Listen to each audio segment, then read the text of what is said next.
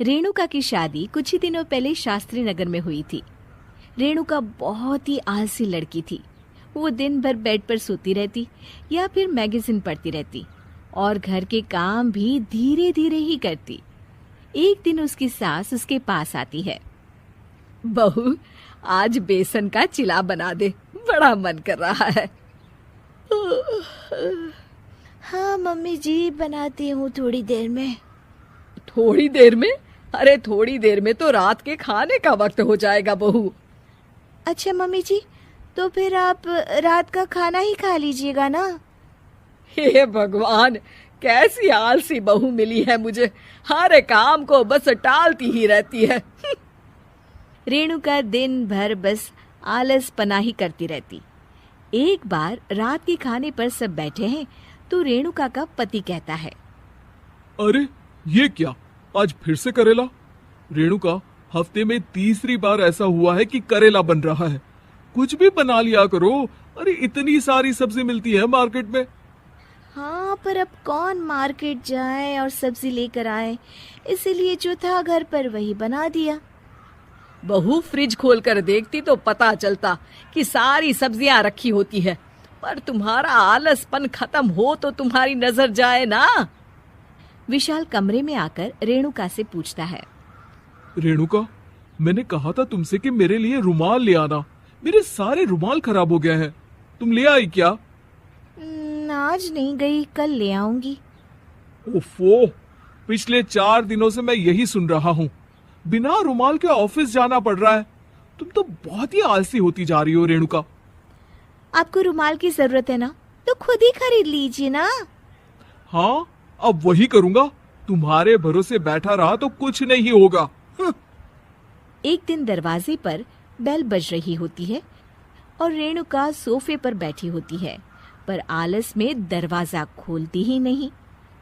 अरे बहू, कितनी देर से बेल बज रही है? क्या कानों में रुई डालकर बैठी हो जो सुनाई नहीं दे रही बेल? मम्मी जी, अब आप आ ही गई हैं तो आप ही खोल दीजिए ना दरवाजा। क्यों मुझे ताना मारकर और देर कर रही हैं? अरे वाह, उल्टा चोर को तवाल को डांटे। सास दरवाजा खोलती है तो उसकी पड़ोसन दरवाजे पर खड़ी होती है। दरवाजा खोलने में इतनी देर क्यों हो गई? सब सो गए थे क्या? और ये भी कोई वक्त है क्या सोने का? हाँ? अरे नहीं नहीं, ऐसी कोई बात नहीं है। आइए आइए, आप लोग अंदर आइए। ओफो, इन सबको भी अभी आना था। अब मम्मी जी लगा देंगी मेरी ड्यूटी किचन में। बहू पकोड़े तल दे, बहू चाय बना दे।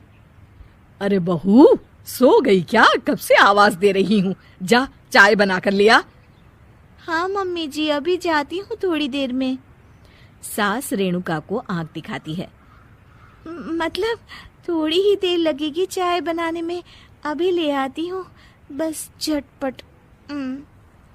रेणुका रसोई में जाती है और इसी आलसीपन में वो चीनी की जगह नमक डाल देती है।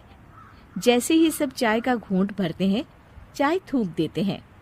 थू थू थू थू, ये कैसी चाय बनाई है तूने रेणुका? इसमें तो सारा नमक भरा है।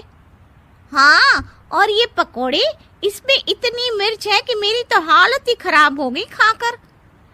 और रेणु जी, आपकी खातिरदारी में पहले तो कभी कोई कमी नहीं रहती थी, पर जब से आपकी ये बहू आई है ना, मामला कुछ गड़बड़ा सा गया है। हाँ हाँ, जहाँ आप इतनी एक्टिव हैं, वहीं आपकी बहू एकदम आलसी, एकदम राम मिलाई जोड़ी लगती है।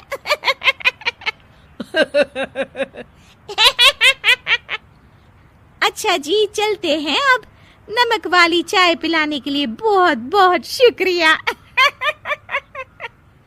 सब वहां से चले जाते हैं। अरे तूने तो मेरी नाक ही कटा दी बहू। वे लोग क्या सोच रहे होंगे मेरे बारे में? मम्मी जी, मैंने तो शक्कर ही डाली थी, पता नहीं नमक कैसे बन गई शक्कर। शक्कर नमक नहीं बना बहू रानी, तुम्हारा ये जो आलसपना है ना, ये उसी का नतीजा है। सॉरी मम्मी जी, अब मैं ये आलसपन छोड़कर सारे काम अच्छे से मन लगाकर करूंगी।